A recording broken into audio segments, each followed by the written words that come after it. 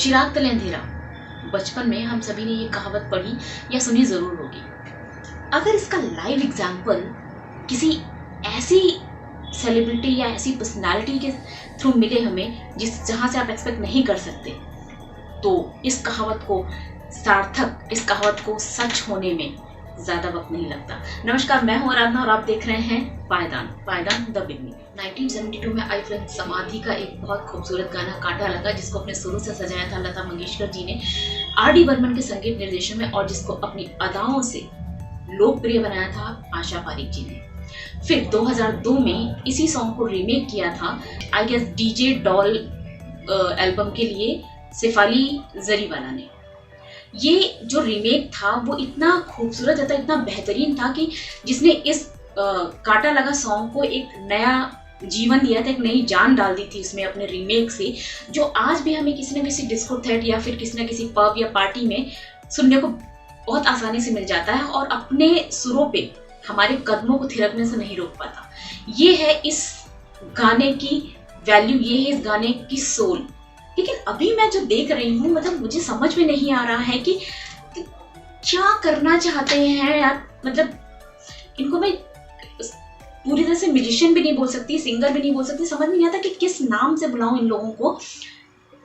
Tony Kakkar, Honey Singh, मतलब हनी सिंह भाई, मतलब गया था आपका जमाना, क्या चाहते हो। मतलब अपनी जो बची कुची थोड़ी बहुत इज्जत थी वो भी आपने चमत्कार कर ली है उसके साथ। नहीं, मतलब इस गाने की आत्मा को जगाकर, झंझोड़ कर उसका चमत्कार करने से आप लोग को क्या मिल रहा है, मेरे को तो ये समझ भी नहीं आ रहा है।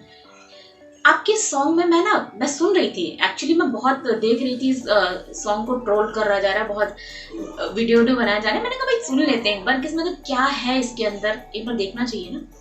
तो मैं देख रही थी, इसमें कांटा लगा एक लाइन के बाद आई डोंट नो, मतलब मुझे कुछ संगीत जैसा कुछ मिला नहीं। खैर वो तो चलिए अलग बात है, मैं हनी सिंह से क्या एक्सपेक्टेशन रखूं, मतलब उनको वैसे भी पॉप और हिप हॉप मुझे समझ में नहीं आता एग्जैक्टली उनको किस कैटेगरी में रखना चाहिए। तो मुझे लगता है कि भाई हर चीज़ का एक ज़माना होता है, एक वक्त होता है। आपका मुझे लग रहा है अब ख़त्म है, तो मतलब ठीक है, लेकिन टोनी भाई साहब उनका तो मैं कुछ कर ही नहीं सकती। मतलब उनके लिए तो मैंने कुछ कभी उनके गाने सुने ही नहीं बेसिकली, सच बताऊँ तो। मुझे समझ नहीं आता कि ये टिकटॉक में ज़्यादा फिट होते हैं और इनको लगता है ना कि लिपसिंग करनी ही ज़्यादा सूट करती है किसी के लिए भी। चलिए ये लोग तो चलो मेरी लिस्ट से वैसे भी मतलब बाहर ही है कभी। लेकिन what about Neha Kakkar? I mean Neha Kakkar, तो मैं वही चिराग तले अंधेरा जो मैंने शुरू में बोला था, उसके पीछे एक रीजन था, एक लॉजिक था, एक थॉट था कि आप इंडियन आइडल की जज बनकर, आप इंडियन आइडल की कुर्सी पर बैठ के न जाने कितने लोगों के सुर, कितने लोगों के संगीत और कितने लोगों की आवाज को बैठकर जज करती हैं। क्या यार, एक बार अपने भाई को जज कर लेती, एक बार उसको समझा देती कि बेटा संगीत का ABCD सीख लो, थोड़े नॉलेज ले लो, और फिर हम करते हैं ना कुछ अच्छा।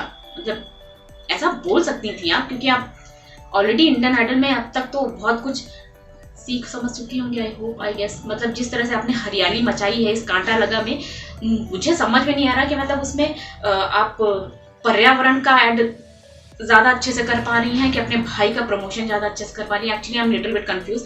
किसी को अगर सच में ये चीज समझ में आए तो प्लीज मुझे कमेंट बॉक्स में कमेंट करके जरूर बताइएगा। और हाँ, ये मैं किसी रोस्ट या इस पर्पज से नहीं बना रही हूँ, बट ये मेरी अपनी फीलिंग है कि कांटा लगा एक सच में बहुत प्यारा गाना है, चाहे वो पुराना वर्जन सुन लो या फिर नया जो रीमेक हुआ था उसका। अभी इसमें तो मैं ढूंढ रही थी कि एग्जैक्टली कांटा लगा है भी कहीं कि नहीं, मिला तो कहीं नहीं, लेकिन बहुत सारी ऐसी चीजें मिली जो मुझे लगा कि आप लोग साथ बताना चाहिए, शेयर करना चाहिए, बात करनी चाहिए। अगर आपको मेरा ये वीडियो या मेरी थोड़ी सी एफर्ट कहीं से अच्छी लगी तो प्लीज इसको लाइक शेयर सब्सक्राइब जरूर कर दीजिएगा। इसके आगे मुझे ना बोलने की भी कोई हिम्मत नहीं हो रही है। और नेहा कक्कड़ में सिर्फ एक चीज ये कहना चाहूंगी कि प्लीज आप इंडियन आइडल की कुर्सी पे बैठे हो, उसकी थोड़ी सी रिस्पेक्ट कर लो। Thank you.